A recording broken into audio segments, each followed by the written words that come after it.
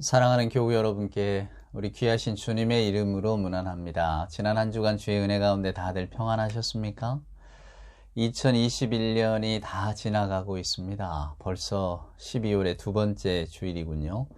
어쩜 이렇게 세월이 무상한지요, 여러분. 물론 인생이 다 무상합니다만은 무상이라는 게 변치 않는 영원한 것이란 뜻 아닙니까? 근데 변치 않는 영원한 것은 없으니까 사랑하는 여러분, 우리는 늘 그 변화 속에 삽니다. 그 변화를 주도하는 건 물론 시간이겠죠. 그래서 영혼의 반대는 시간이라고 하는가 봅니다. 영원하신 하나님, 그러나 시간 속의 인간, 우리가 그 영원하신 하나님의 자녀라는 것이 얼마나 기쁘고 감사한지 사랑하는 여러분, 시간은 흘러가고 그 시간 속에 살아가는 존재인 우리는 소멸할 수밖에 없지만 영원하신 하나님의 자녀라고 하는 사실이 또한 우리를 영원 속으로 인도합니다. 그것이 여러분 얼마나 감사한 일인지, 그 영혼의 문을 여신 분이 바로 우리 구주 예수 그리스도 아닙니까? 그분이 오신 성탄, 그 절기를 기다리는 대림절. 그래서 오늘 저와 여러분, 비록 한 해를 보내는 마지막, 언제 흘러가 버렸는지 그냥 기억도 나지 않는 그런 빠른 시간 속에 2021년을 보내는 마지막 길목에 서 있지만, 저와 여러분은 아쉬움보다는 다시 오실 주님을 기다리는 그 소망 가운데 있습니다.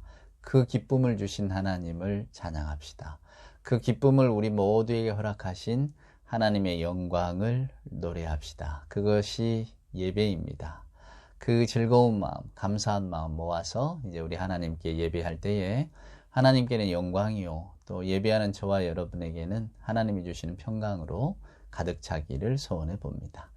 이제 우리 함께 621장 경배 찬송 부르시면서 우리 하나님 앞에 12월 두 번째 주일 예배를 올리도록 하겠습니다. 찬송가 621장입니다.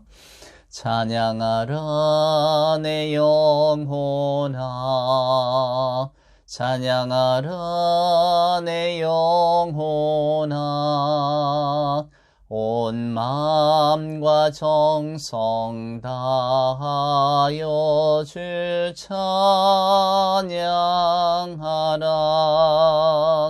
경배하라 내 영혼아, 경배하라 내 영혼아, 온 마음과 정성 다하여 주 경배하라.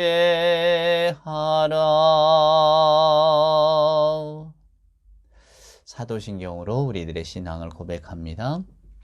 전능하사 천지를 만드신 하나님 아버지를 내가 믿사오며 그 외아들 우리 주 예수 그리스도를 믿사오니 이는 성령으로 잉태하사 동정녀 마리아에게 나시고 본디오 빌라도에게 고난을 받으사 십자가에 못 박혀 죽으시고 장사한 지 사흘 만에 죽은 자 가운데서 다시 살아나시며 하늘에 오르사 전능하신 하나님 우편에 앉아 계시다가 저리로서 산자와 죽은 자를 심판하러 오시리라. 성령을 믿사오며 거룩한 공예와 성도가 서로 교통하는 것과 죄를 사하여 주시는 것과 몸이 다시 사는 것과 영원히 사는 것을 믿사옵나이다. 아멘. 성시를 교독합시다. 성시는 강림절 성시, 오늘은 116번에 있는 성시를 함께 교독합니다. 교동문 116번. 이새의 줄기에서 한 싹이 나며 그 뿌리에서 한 가지가 나서 결실할 것이요, 그의 위에 여호와의 영 곧 지혜와 총명의 영이요 모략과 재능의 영이요 지식과 여호와를 경외하는 영이 강림하시리니 그가 여호와를 경외함으로 즐거움을 삼을 것이며 그의 눈에 보이는 대로 심판하지 아니하며 그의 귀에 들리는 대로 판단하지 아니하며 공의로 가난한 자를 심판하며 정직으로 세상의 겸손한 자를 판단할 것이며 그의 입에 막대기로 세상을 치며 그의 입술의 기운으로 악인을 죽일 것이며 공의로 그의 허리띠를 삼으며 성실로 그의 몸의 띠를 삼으리라.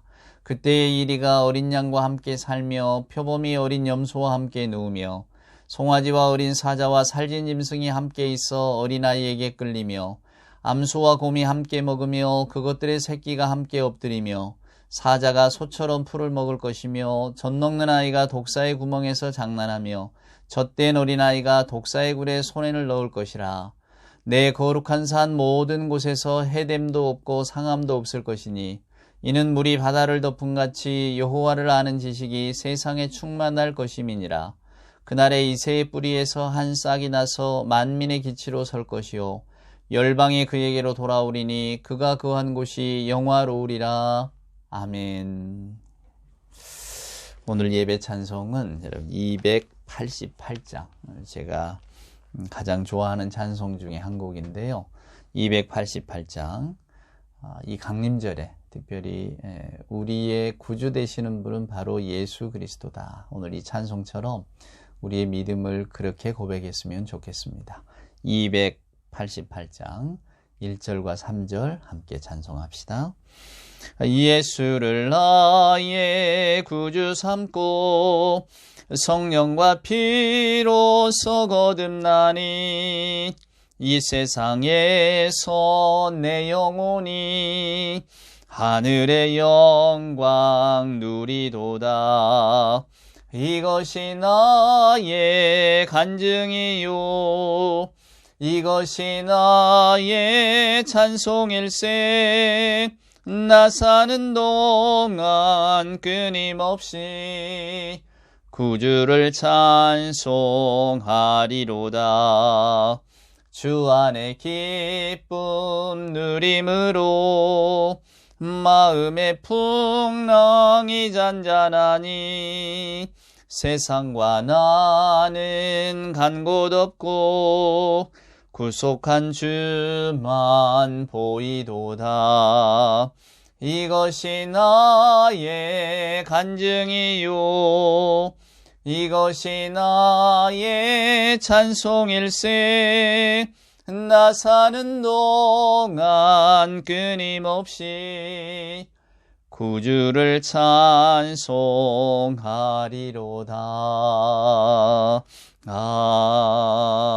아멘. 기도하시겠습니다. 사랑과 은총으로 함께 하시는 아버지 하나님 감사합니다.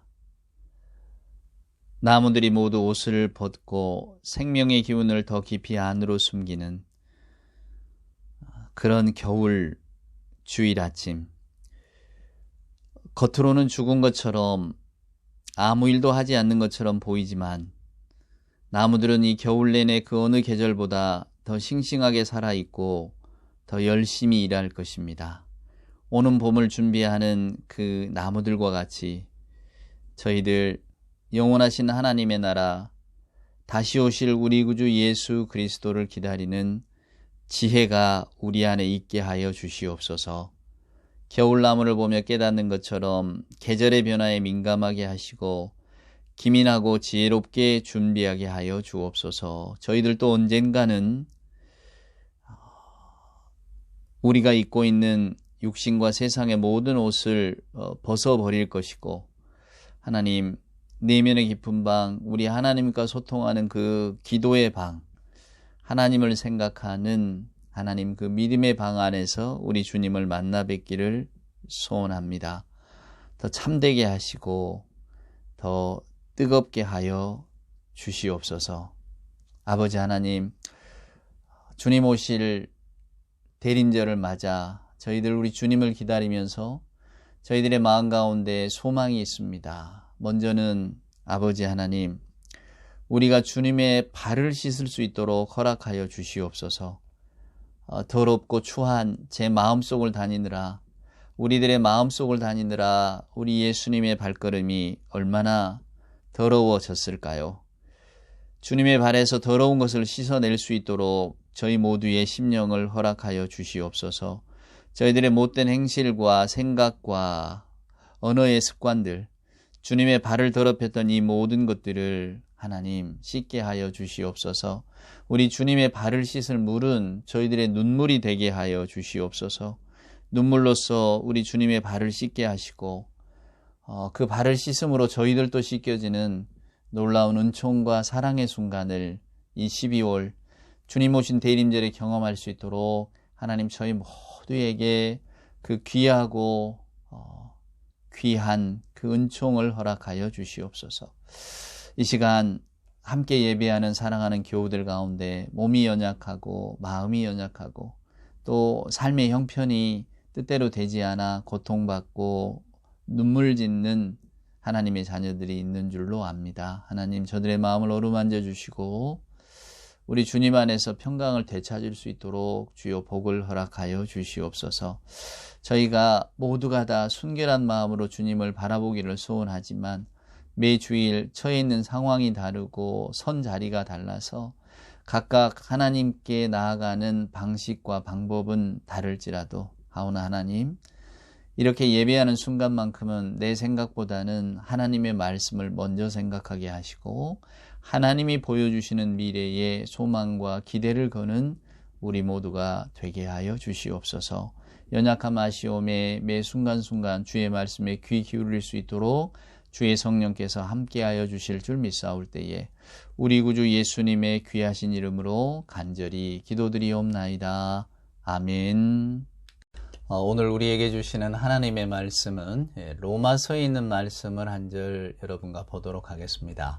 로마서 11장에 나와 있는 마지막 구절의 말씀입니다. 아마 다 아실 줄 압니다만은 제가 한번 읽어보겠습니다. 로마서 11장 36절 고갱의 유명한 그림이 있죠. 이것을 제목으로 삼은 한번 보겠습니다.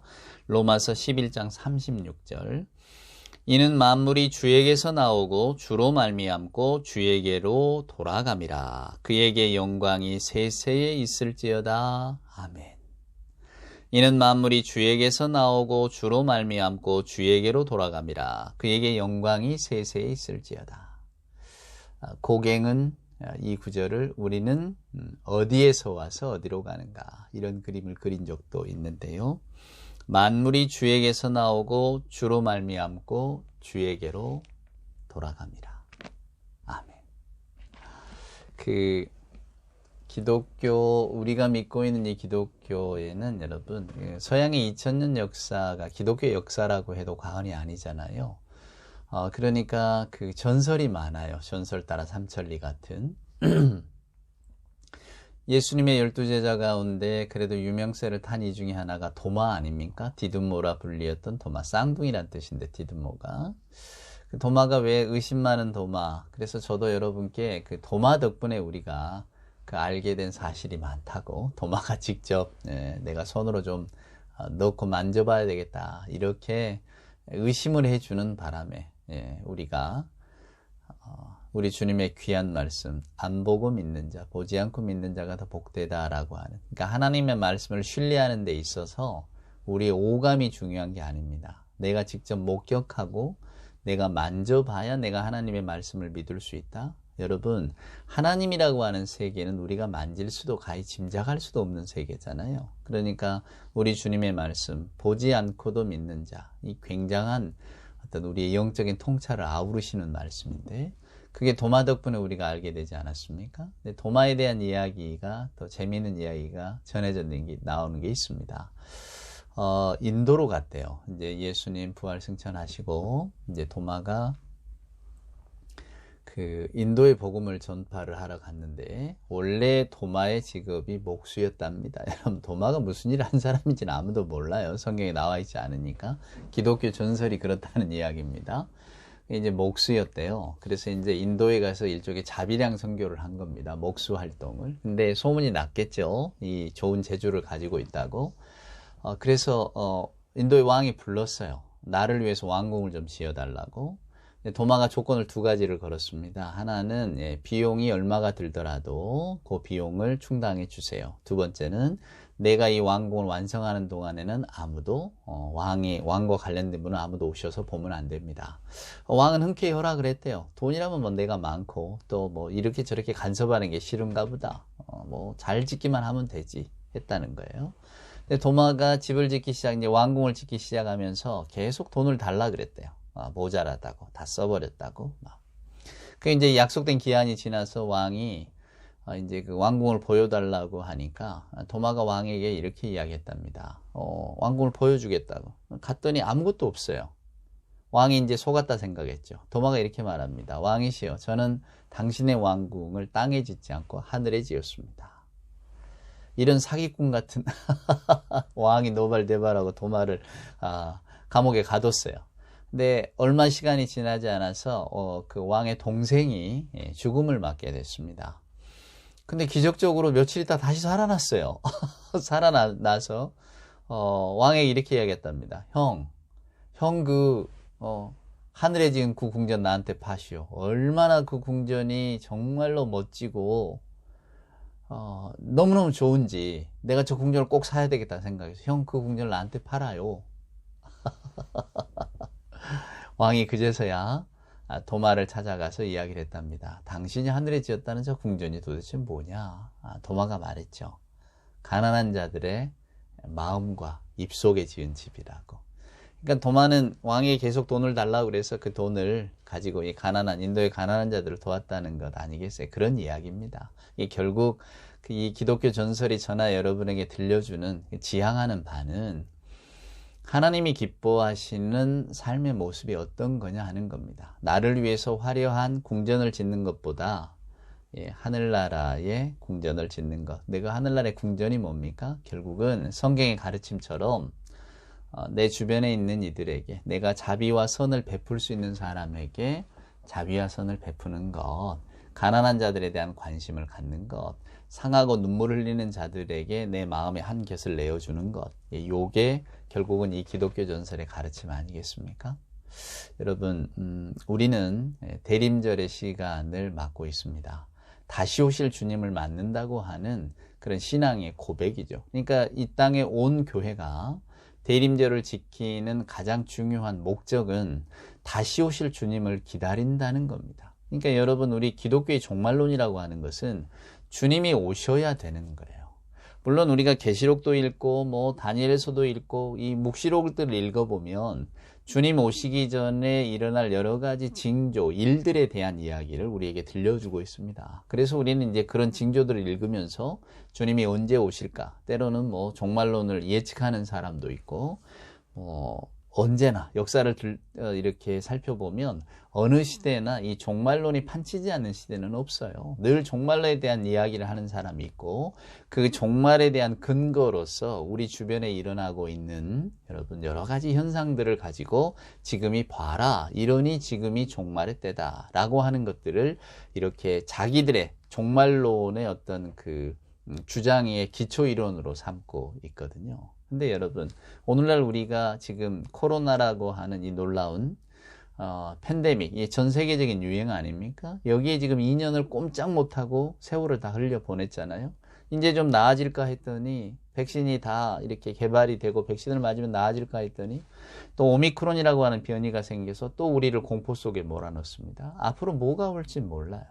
그러니까 여러분, 저도 계시록 강의를 했습니다만은 성경을 읽어보면 하늘이 변하고 막 강이 피로 물들고 말입니다. 요런 어떤 그 징조들, 지진이든 뭐든 역병이든 이런 징조들이 결국은 뭘 의미하냐면 저나 여러분이 상상할 수 없는 일들이 일어나게 될 때, 그것이 곧 종말의 때인데 여러분. 근데 성경은 그것을 이제 가시적으로 우리가 눈에 볼 수 있도록 묘사하고 설명한 것일 뿐인 거죠. 그러니까 종말의 증거라고 하는 것, 성경에 나와 있는 종말을 뜻하는 증거라고 하는 것은 무수히 많이 일어나고 있고 계속해서 우리에게 들려주고 있는 겁니다. 그게 뭡니까? 종말의 때가 가까이 왔다는 것 아닙니까? 저는 그 알베르 까미라고 하는 그 프랑스의 소설가의 책을 참 좋아했습니다. 그래서 많이 읽기도 하고 또 그 작가를 좋아하다 보니까 장그르니라고 하는 친구처럼 지냈다는 철학자의 글도 좋아해서 읽기도 하고 그랬었어요. 그런데 그 알베르 까미가 쓴 소설 가운데 가장 유명한 게 이방인도 있지만 페스트라고 하는 게 있잖아요. 페스트. 알제리의 도시 오랑에서 일어나는 일들. 페스트가 옮기고 사람들이 다 이제 막 도시가 봉쇄되고 못 나가니까 그냥 그 오랑에 여행 왔던 사람들 또 묶이고 그러면서 그 안에서 이제 또 휴머니즘이 발생이 되고 기자, 의사, 사람들을 구하려고 애쓰고 이제 그런 모습들이 나오잖아요. 근데 저는 그 페스트를 읽을 때 이게 종말론적 소설이구나 하는 생각을 참 많이 했어요. 그러니까 성경에는 패스트가 일어난다는 이야기는 없지만 패스트라고 하는 것이 흘러가는 세상의 방식을 멈추게 하는 거잖아요. 우리가 일상으로 살았던 모든 삶의 일상이 갑자기 멈춰지는 겁니다. 그리고 전혀 예기치 않은 상황들이 막 밀려오는 거예요. 지금 우리의 코로나가 그렇지 않습니까? 그러니까 결국은 성경이 가르치고 있는 바는 매일매일이 종말의 때라는 거예요. 저와 여러분은 종말을 준비하며 살아야 되는 존재라는 겁니다. 그런데 그 종말을 알려주는 것들이 계속해서 다른 거죠. 어느 해는 전쟁, 어느 해는 패스트, 어느 해는 지금 우리는 코로나 같은. 여러분 짐작하시겠습니까? 그러니까 저와 여러분은 하나님의 나라, 하나님이라고 하는 세상을 창조하신 분의 역사적인 개입이 있을 때에 그 하나님 나라에 속한 자로서의 삶을 살아야 될 명령을 받은 사람들이라는 겁니다. 그걸 잊어버리면 안 된다는 거예요. 아브라함, 요수아, 헷셀이라고 하는 유명한 랍비가 있습니다. 여러분, 그분이 무슨 이야기를 하느냐면요, 일종의 우화죠. 인간은 모두 하늘에서 사다리를 타고 내려왔대요. 이 땅으로. 그래서 이제 땅에 살기 시작했답니다. 그런데 어느 날 하늘에 계신 하나님이 그 사다리를 치워버리신 거예요. 그 인간들이 하늘로 돌아갈 수가 없게 됐습니다. 사다리를 여기저기서 찾아보지만 사다리를 찾을 수가 없는 거예요. 사다리 찾기에 매달리는 사람들은 사다리가 여기 있다 저기 있다 그러고 자기들만의 사다리를 찾아 돌아다니는 거고, 그러나 우리에게 이제 사다리는 없어. 우리는 하늘로 돌아갈 길이 없는 거야. 그러면 우리가 이 땅에서 살아야지. 그래서 땅의 일에 그냥 전념하기 시작한 사람들. 이것이 지금 우리 인류의 모습이라고 아브라함, 요수아, 헷셀은 말합니다. 즉 하늘로 돌아갈 사다리를 잃어버린 사람들. 마치 여러분 선녀와 나무꾼 생각나지 않으십니까? 하늘로 올라갈 그 옷을 잃어버린 비슷한 이야기 같은데, 하여간 요수아, 헷셀은 결국 그 이야기를 통해서 우리는 돌아갈 곳이 있었던 사람들인데 지금 많은 사람들이 그 사다리가, 우리가 하늘에서 타고 내려온 사다리가 있었다는 것조차 망각하며 살아갑니다. 이것이 오늘날의 모습입니다 라는 거예요.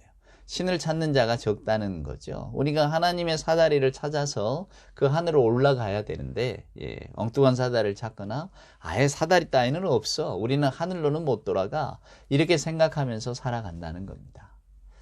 여러분은 어떠십니까? 우리가 지금 대림절을 여러분 맞고 있습니다. 대림절이라고 하는 것은 저나 여러분에게 우리 모두가 돌아갈 곳이 있다는 것을 가르쳐주는 절기입니다. 일본 소설가의 소설 제목처럼 우리는 모두 집으로 돌아가는 거예요, 여러분. 아버지의 집으로 돌아가는 겁니다. 그 집이 있다는 것을 가르쳐주는 절기가 바로 대림절입니다. 오늘 여러분 바울의 이야기를 보세요. 저는 바울이 원래 여러분 플레로마를 이야기합니다. 충만, 그리스도의 충만. 이 골로새서에 보면 충만에 대한 이야기가 많이 나오는데 바울은 말합니다. 그리스도로 인해서 우리는 충만해졌다고.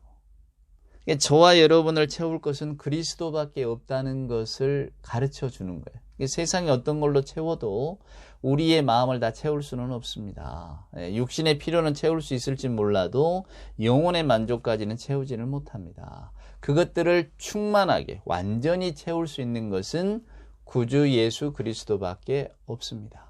그래서 바울은 지속적으로 그리스도의 충만에 대한 이야기를 우리에게 들려주고 있거든요. 그리고 저와 여러분의 영성의 목표도 그리스도로 인한 충만이라고. 그래서 여러분 사도 바울은 나는 모든 것을 다 배설물처럼 여겼다, 이렇게 고백하잖아요. 매일매일 차오르는 어떤 것들을 퍼내야 되는 존재로 여기고, 나는 구주 예수 그리스도의 십자가, 구주 예수 그리스도만으로 충분하다는 것을 알았다라고 하는 고백을 하고 있는 거거든요. 물론 구원의 도리죠. 오늘 사도 바울은 로마서에서 모든 만물이 어디에서 왔냐? 주로부터 왔습니다. 이게 뭐 목적 없이 생겨나거나 그냥 우연에 생겨난 게 아니라 이 세상 만물을 존재하게 하신 존재자가 있었다고 하는 것을, 그분이 창조주라는 것을 우리에게 들려주고 있습니다. 모든 세상은 그분으로부터 나왔고 그분으로 인하여 기동하고, 옛적 한문은 기동이란 말을 썼는데 움직인다는 거예요. 그러니까 하나님이 주시는 힘으로, 영의 힘으로 세상은 움직여지고, 그리고 다시 만물은 하나님께로 돌아갑니다. 이것이 선순환입니다 라고 하는 겁니다. 만물은 하나님께로부터 나왔기 때문에 하나님으로 인하여 돌아가고 결국은 그 만물은 하나님께로 돌아가는 겁니다. 이것이 세상의 이치입니다. 그 이치를 세우신 하나님의 영광을 나는 찬양합니다. 하나님의 영광을 노래할지어다. 아멘. 놀라운 고백입니다, 여러분. 대단한 통찰이에요. 여기저기 세상은 구원의 길이 있다고, 저와 여러분의 마음을 채울 길이 있다고 이야기합니다. 그러나 여러분, 성경은 분명하게 말합니다. 만물은 주로부터 나왔습니다. 그래서 결국은 주님으로 인하여 살아가고 주님께로 돌아가게 될 것입니다. 이렇게 말하고 있습니다. 이것이 바울의 고백이고 그 바울의 신앙을 배운 우리들의 고백이 돼야 되는 거죠. 제가 아리스토텔레스 이야기를 지난주간에도 했습니다만은 행복이라고 하는 거는 모든 게 채워져야 돼요. 그러니까 더 이상 채울 것이 없는 상태가 행복입니다. 근데 오늘날 저와 여러분 어느 순간에는 행복하지만 또 어느 순간에는 마음이 쓸쓸해지고 어느 순간에는 족하다 하지만 또 금방 그 순간이 지나면 부족한 것이 막 눈에 보이지 않습니까? 그러니까 우리는 늘 결핍이라는 것을 느끼고 사는데, 근데 그 결핍이 어디서 오느냐 하면 결국은 물건이나 다른 사람에게 저와 여러분이 행복을 기대고 있기 때문입니다. 집만 있으면 좋겠다. 여러분, 집만 있으면 행복할까요? 집이 있으면 당장 그 안에 채워넣을 게 있어야 되지 않겠습니까? 집이 있고 채워넣을 게 있다면 그럼 행복합니까? 아니죠. 타고 다닐 차도 있어야 되죠. 차도 있고 채워넣을 곳도 있고 집도 근사하고 그러면 또 행복합니까? 아니잖아요. 다른 사람들이 나를 인정해주는 명예 인정, 사랑 인정 다 있어야 되잖아요. 그렇지 않습니까? 그러니까 행복은 물질에 있는 건 아니에요. 그러면 행복은 영혼에만 있는가? 그것도 아닙니다. 우리는 물질적인 인간이기 때문에 유물론적 인간만 아닙니까? 물질적인 인간들이기 때문에 또 물질의 필요가 채워지지 않으면 또 결핍을 느낍니다. 그래서 저와 여러분은 항상 결핍을 느낄 수밖에 없는 사람들이에요. 부자는 부자대로, 가난한 사람, 가난한 사람대로 만족하고 충만하냐? 그러지 않습니다. 그러나 우리 주님은 그들에게 충만에 대한 이야기를 하셨고 바울은 그 말씀을 받아서 우리는 그리스도로 인하여 충만하여진 사람입니다. 근데 바울이 그리스도로 인하여 충만을 깨닫기에는 뭐가 결정적인 계기가 됩니까? 그리스도의 십자가에 집중하게 된, 물론 부활하신 주님을 만났기 때문이죠. 그래서 주님의 십자가에 집중하게 되고 하나님의 현실에 마음을 두기 시작하는 겁니다. 그러니까 보이지 않는 게 보이기 시작한 거죠. 그제서야 비로소 바울은 자유를 얻고 온통 율법에 매여 있던 사람들에게, 여러분 이 로마서가 1장부터 10장까지 계속 법에 대한 이야기 아닙니까? 그러니까 법에 눌려 있고 법을 항상 지키고 살았던 유대인들에게 하나님의 놀라우신 자유, 모든 것을 포용하는 그리스도 예수의 어떤 그 십자가의 희생, 그것을 우리에게 가르쳐 주셨잖아요. 우리는 유교 국가였기 때문에 훨씬 잘 이해를 합니다. 저나 여러분이 만약에 조선시대에 살았다면 얼마나 많은 법칙과 유교의 법도 도리를 따라 여러분 살았을까요? 거기서 조금만 어긋나면 요거 뭐 아주 그냥 동네에서 쫓겨나거나 아니면 사회적으로 받아들여지지 않는, 그러니까 조선을 성리학의 나라라고 흔히들 말하잖아요. 철학자의 나라입니다. 조선은 철저하게 그 통치 이념, 성리학이라고 하는 그 이념 따라서 움직였던 나라인데, 그러니까 우리도 알게 모르게 여러분 그 유교적인 가르침이라든가 습성이 있잖아요. 근데 유대교 또 이스라엘 사람들, 유대인들은 그 율법 속에 있었단 말이에요. 이게 바울도 그 속에서 살았고, 그래서 법과 질서가 가장 중요했고 하나님의 법을 지키는 것이 인생의 목표였는데 주님을 만나고서는 그게 먼저가 아니라는 것을 알게 됐습니다.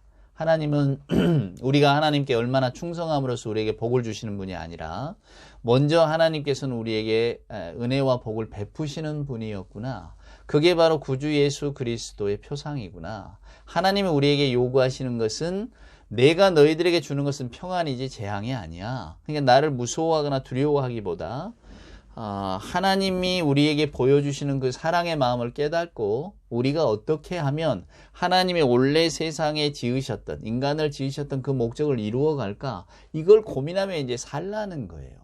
그러니까 하나님의 인도하심은 언제나 우리를 따뜻하게 이끄시는 권면이지 재찍이라든가 아니면 그냥 뭐랄까 무기가 아니다 그 말입니다. 오죽하면 선지자도 하나님이 우리에게 주시는 것은 평강이지 재앙이 아닙니다. 이렇게 말을 했겠습니까?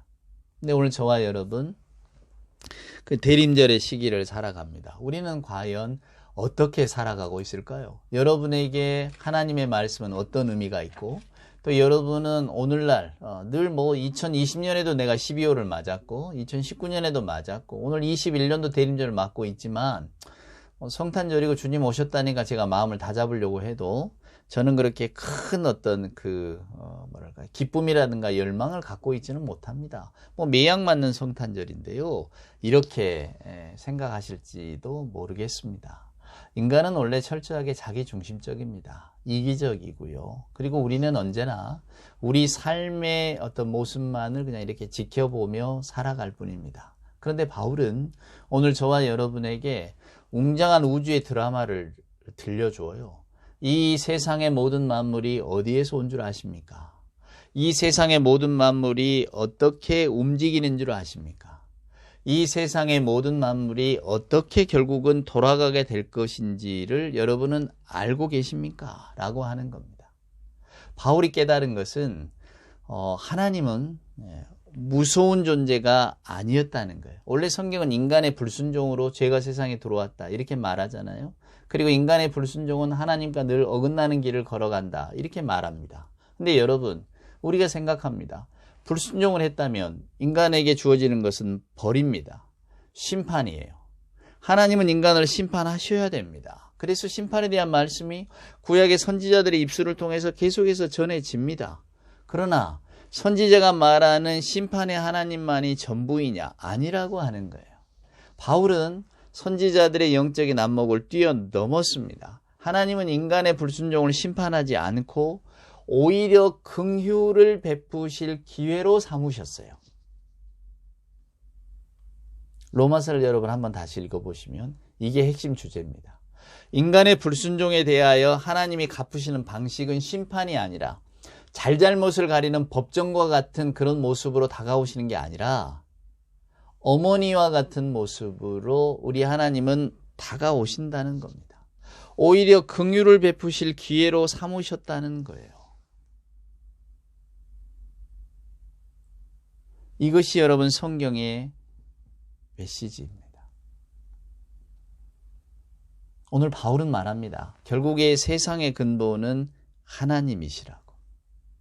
하나님이 세상을 만들어 가신다고. 우리는 행복을 우리가 만들 거라고 생각합니다.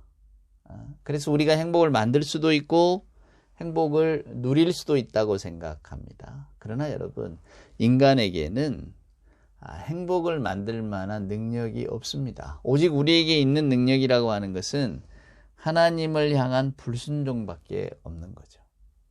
우리가 하나님의 은혜를, 하나님의 진노의 영역을 이렇게 뚫고 들어가는 하나의 길 안내자로 삼는다면, 사랑하는 여러분, 오늘 저와 여러분에게 주어진 어떤 삶의 모든 방식들이 달라지게 됩니다.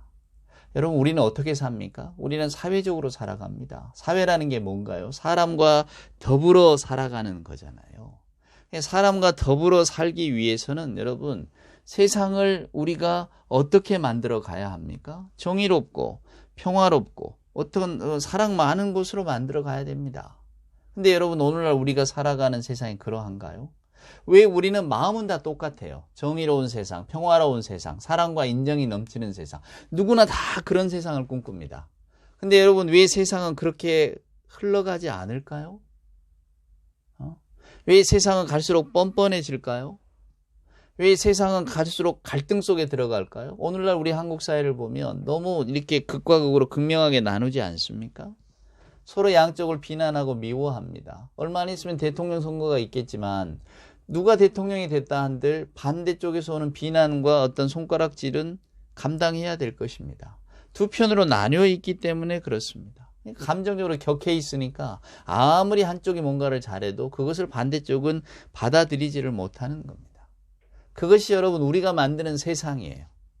저와 여러분은 모두가 다 평화롭고 정의롭고 사랑이 넘치는 사회를 바라지만 오늘날 우리가 살아가는 세계는 갈등과 미움과 반목과 질시가 가득 찬 세계라는 겁니다. 근데 여러분, 그러면 세상이 멸망하나요? 반목과 갈등과 질시가 넘쳐나니까 결국 그럼 세상이 엉뚱한 길로 갑니까? 그렇지 않아요. 세상은 여전히 세상대로 돌아갑니다. 그렇기 때문에 하나님의 긍휼하심이 나타날 그 현장이 되는 거죠. 여러분, 또 하나의 삶은 우리는 하나님께 대해서 불순종한 삶을 삽니다. 누구는 나는 순종하는데요 라고 하겠죠. 그러니까 내가 순종한다고 느끼든 불순종한다고 느끼든 우리는 우리 개인에게 주어진 삶의 방식을 따라갑니다. 때때로는 불행이 닥쳐올 수도 있습니다. 개인의 운명에 불행이 닥쳐도 그것이 뭐 내가 노력한다고 해서 그걸 막거나 피할 수 있는 게 아니에요. 오직 알 수 없음 가운데 닥쳐오는 어떤 그 어려움들이 있습니다. 길을 가다가 혹은 뭐 어떤 예기치 않은 사건을 만나거나 또 뭐 우연에 우연을 거듭해서 우리가 감당할 수 없는 일을 당할 때 우리는 세상이 내 뜻대로 내 마음대로 통제할 수 있는 곳이 아니다라고 하는 생각을 갖게 될 겁니다. 더군다나 멀쩡하고 또 건강하게 삶을 계획하던 사람이 갑자기 뭐 중병이 든다거나 이럴 때, 그리고 병이 들어오고 그 병명을 아는데도 그걸 물리칠 수 있는 방식을 모른다고 할 때에, 사랑하는 여러분, 우리는 굉장히 큰 절망감을 느끼게 됩니다. 근데 여러분, 그런 형편과 처지 속에서 드러나는 인간의 삶의 모습이 극명하게 갈립니다. 우리 모두는 여러분, 늘 제가 말씀드리듯이 하나님을 잘 믿는다고 해서 개인에게 닥쳐오는 불행이 비켜가거나 그러지는 않습니다, 여러분. 알 수 없지만은 우리는 때때로 인생 가운데서 그러한 여러 가지 일들을 경험합니다. 그러나 하나님을 아는 사람은 뭐가 다릅니까, 여러분? 우리가 일상에서 늘 하나님을 경험하고 살았던 사람들은 그 어두움 속에서도 빛을 보는 거예요. 혹자들은 여러분, 그건 뭐 자기 체면 아니냐, 자기 속임 아니냐, 이렇게 말하는 분들도 있습니다. 저도 심리학을 오래 공부했잖아요. 사람의 마음, 뭐 이런 이야기들에 대한 많은 책들도 읽었지만은 사람은 스스로가 자기 뇌를 속일 수가 있어요. 자기 감정을 속인단 말입니다. 내가 나를 속인다는 것 여러분 뭐 있을 수 없는 일이라고 생각하실지 모르지만 그렇지 않습니다. 우리 뇌는 우리를 얼마나 많이 속이는지 모릅니다. 그래서 혹자가 이야기하는 것처럼 내가 이 어려움, 고통 중에도 나는 하나님의 은혜를 체험했다. 나는 하나님의 사랑을 안다. 뭐 이렇게 말하는 분들을, 그 세계를 모르는 분들은 뭐 종교적으로 자기 어떤 체면에 빠진 거 아니냐? 뭐 어떻게 그 불행한 속에서 어떻게 또 하나님의 은혜를 경험했다 그래. 그런 일이 안 일어나는 게 하나님의 은혜지. 또 이렇게 반문하는 사람도 있어요. 그러나 여러분, 그것은 그러한 세계를 경험하지 못한 분들의 말일 뿐입니다. 우리가 예수를 믿는다는 것, 하나님을 신뢰한다는 것은 때때로 여러분, 어두움 같지만 오히려 하나님의 밝음을 경험하고, 왜냐하면 하나님께서 그것을 긍휼을 베푸실 기회로 삼으시니까요. 여러분, 우리에게는 언젠가는 그 어두운 밤이 다가옵니다. 재산, 명예, 건강, 취미, 자녀, 뭐 내가 좋은 대학을 나왔네, 좋은 직업을 가졌네, 좋은 가문에서 태어났네. 우리가 이런 것들을 붙들고 살 때가 있지요, 여러분. 그런데 언젠가는 이것들이 다 사라지는 순간이 우리에게 찾아오지 않습니까? 그 죽음의 순간. 그 죽음의 순간까지도 여기에만 매달려 있는 사람이 있어요. 그러면 하나님의 그런 분들은 긍휼을 경험할 수가 없습니다. 그러나 적어도 저와 여러분은 그 절망의 순간 속에서도 하나님의 은총을 경험할 기회가 있다는 것을 압니다. 왜냐하면 그것이 성경이 말하고 있는 신앙, 하나님이 우리를 향하여 베푸시는 사랑의 어떤 그 변조된 모습이거든요. 제가 여러분을 위로하려고 이 말씀 드리는 게 아닙니다. 우리는 믿음 가운데 살고 있기 때문에 여러분, 어두움을 똑같이 맞아도 그 어두움을 맞는 방식이 다른 거예요. 느껴지는 방식이 다르니까. 말씀드린 것처럼 어두움을 피할 수 있는 인간의 운명은 없습니다. 하지만은 그 어두움을 어떻게 받아들이느냐.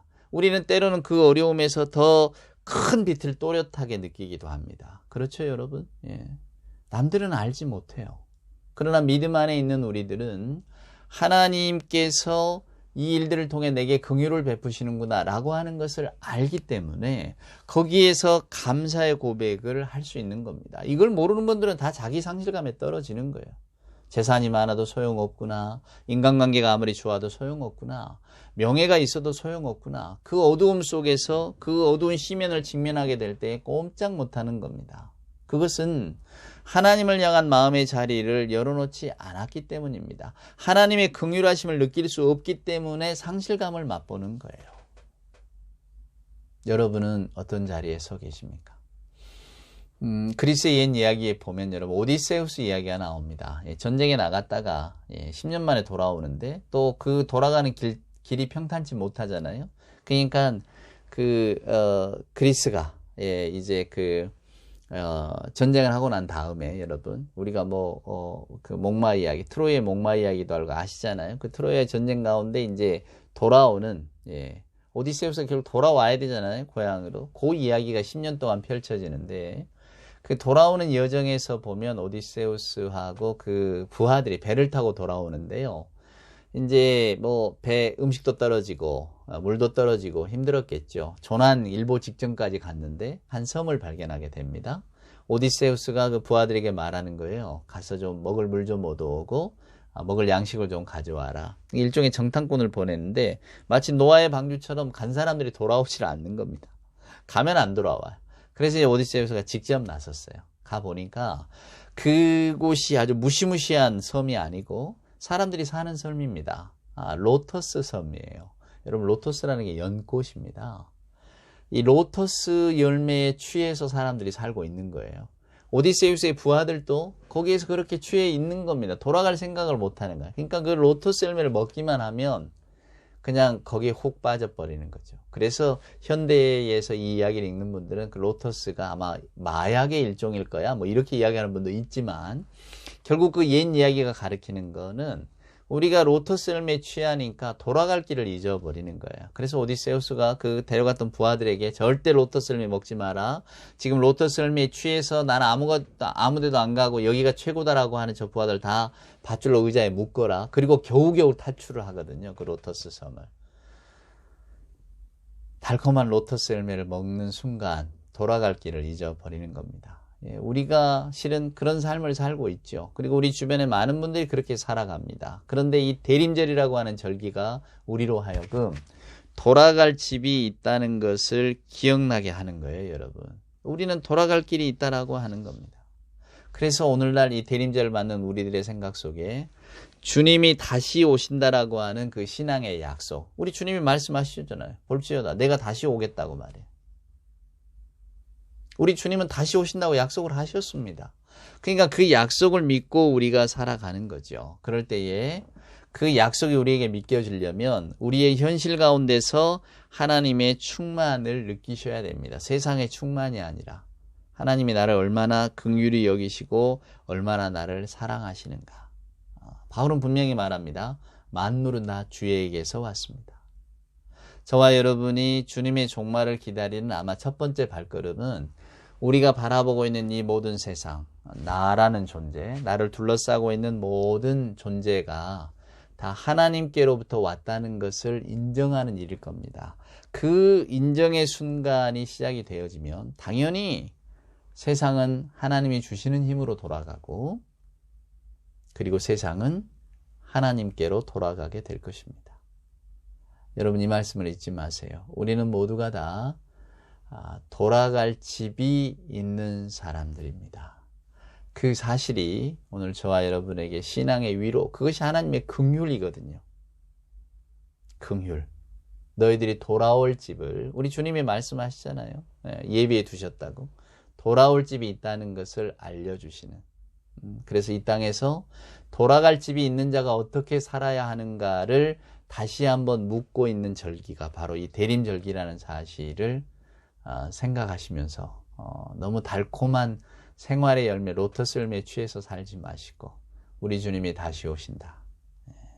다시 오실 주님을 맞는 그 마음, 그 믿음으로 사랑하는 여러분, 이 대림절의 절기를 보내시기를 주님의 이름으로 축원을 드립니다. 기도하겠습니다. 이제는 우리 구주 예수 그리스도 크신 은혜와 아버지 하나님의 만극하신 사랑하심과 자비하신 성령님의 함께 하심이 오늘도 함께 예배하며 무엇보다 우리에게 이 복되고 귀한 시간을 주신 그 하나님의 긍휼을 찬송하며 만물이 주에게서부터 나오고 주로 힘입어 살아가고 그리고 주께로 돌아간다는 바울의 고백이 우리의 고백이 되기를 소원하는 우리 예배하는 모든 교우들 머리 위에 저들의 생각과 삶과 기도 위에 주님 사랑하시는 복된 교회 위에 이제로부터 영원 무궁토록 함께하여 주옵기를 간절히 축원하옵나이다. 아멘.